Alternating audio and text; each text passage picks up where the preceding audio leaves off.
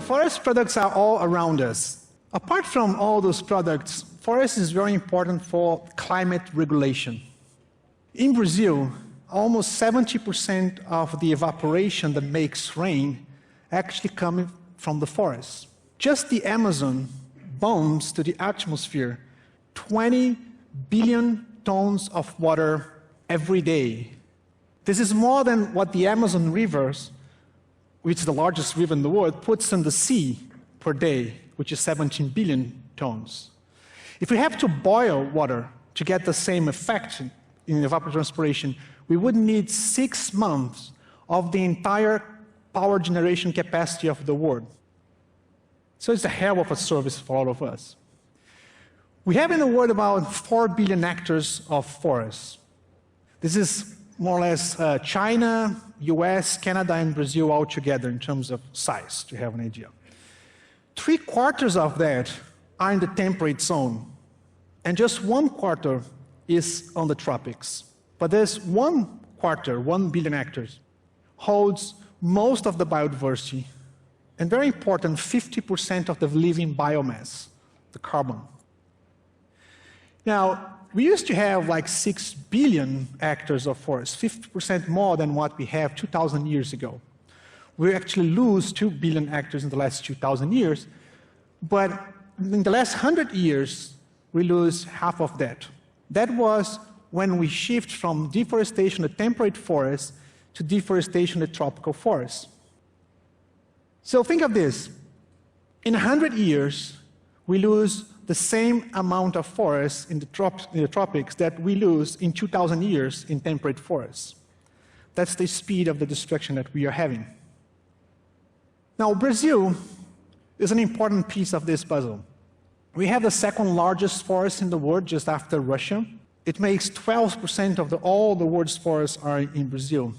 Most of that in the Amazon. It's the large piece of forest we have. It's a very big, large area. You can see that you could fit many of the European countries there. We still have 80% of the forest cover. That's the good news. But we lost 15% in just 30 years. So if we go on this speed, very soon we will lose this powerful pump that we have in the Amazon that regulates our climate. Deforestation was growing fast and accelerating in the end of the 90s and beginning of 2000.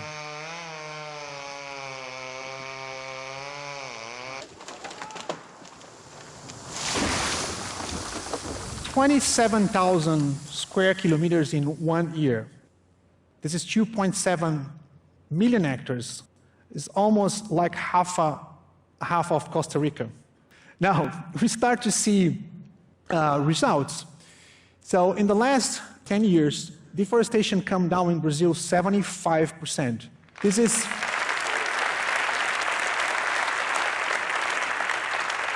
so if we compare with the average deforestation that we have on the last decade, we save 8.7 million hectares, which is the size of Austria. How do we prepare for climate change in a place in the Amazon rainforest? Let me tell you, I spend a lot of time in these places, and we're seeing the climate changing already. Temperatures are increasing, and what's really happening is we're getting a lot of droughts, recurring droughts. The 2010 mega drought is shown here with red, showing an area about the size of Western Europe.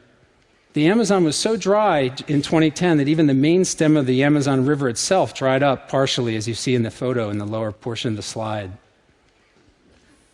What we found is that in very remote areas, these droughts are having a big negative impact on tropical forests. For example, these are all the dead trees in red that suffered mortality following the 2010 drought. This area happens to be on the border of Peru and Brazil, totally unexplored, almost totally unknown scientifically. The most massive tsunami, perfect storm is bearing down upon us. This perfect storm is mounting a grim reality, increasingly grim reality, and we are facing that reality with the full belief that we can solve our problems with technology, and that's very understandable.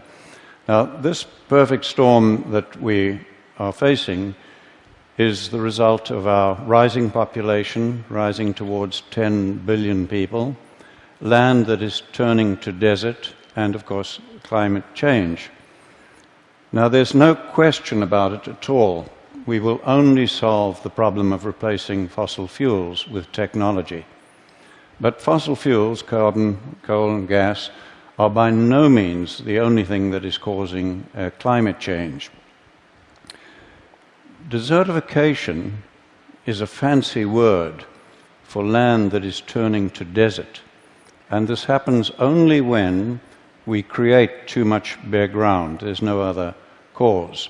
And I intend to focus on most of the world's land that is turning to desert. But I have for you a very simple message that offers more hope than you can imagine. We have environments where humidity is guaranteed throughout the year. On those, it is almost impossible to create vast areas of bare ground, no matter what you do. Nature covers it up so quickly. And we have environments where we have months of humidity followed by months of dryness, and that is where desertification is occurring. Fortunately, with space technology now, we can look at it from space. And when we do, you can see the proportions fairly well. Generally, what you see in green is not desertifying, and what you see in brown is. And these are by far the greatest areas of the Earth. About 2/3, I would guess, of the world is desertifying. I want to have a conversation about this incredible global issue that's at the intersection of land use, food, and environment, something we can all relate to, and what I've been calling the other inconvenient truth. This is part of the Amazon basin, the place called Rondônia in the south center part of the Brazilian Amazon. If you look really carefully in the upper right-hand corner, you're going to see a thin white line, which is a road that was built in the 1970s. If we come back to the same place in 2001, what we're going to find is that these roads spurred off more roads and more roads after that, at the end of which is a small clearing in the rainforest where there are going to be a few cows. These cows are used for beef. We're going to eat these cows. And these cows are eaten basically in South America, in Brazil and Argentina. They're not being shipped up here. But this kind of fishbone pattern of deforestation is something we notice a lot of around the tropics, especially in this part of the world. If we go a little bit further south in our little tour of the world, we can go to the Bolivian edge of the Amazon, here also in 1975. And if you look really carefully, there's a thin white line through that kind of scene, and there's a lone farmer out there in the middle of the primeval jungle. Let's come back again a few years later, here in 2003, and we'll see that that landscape actually looks a lot more like Iowa than it does like a rainforest. In fact, what you're seeing here are soybean fields. These soybeans are being shipped to Europe and to China as animal feed, especially after the mad cow disease scare about a decade ago, where we don't want to feed animals animal protein anymore because that can transmit disease. Instead, we want to feed them more vegetable protein. So soybeans have really exploded, showing how trade and globalization are really responsible for the connections to rainforest and the Amazon, an incredibly strange and interconnected world that we have today. Well, again and again, what we find as we look around the world in our little tour of the world is that landscape after landscape after landscape have been cleared and altered for growing food and other crops. So one of the questions we've been asking is how much of the world is used to grow food, and where is it exactly, and how can we change that into the future, and what does it mean? Well, our team has been looking at this on a global scale using satellite data and ground-based data kind of to track farming on a global scale. And this is what we found, and it's startling. This map shows the presence of agriculture on planet Earth. The green areas are the areas we use to grow crops, like wheat or soybeans or corn or rice or whatever. That's 16 million square kilometers worth of land. If you put it all together in one place, it'd be the size of South America. The second area in brown is the world's pastures and rangelands, where our animals live. That area is about 30 million square kilometers, or about an Africa's worth of land.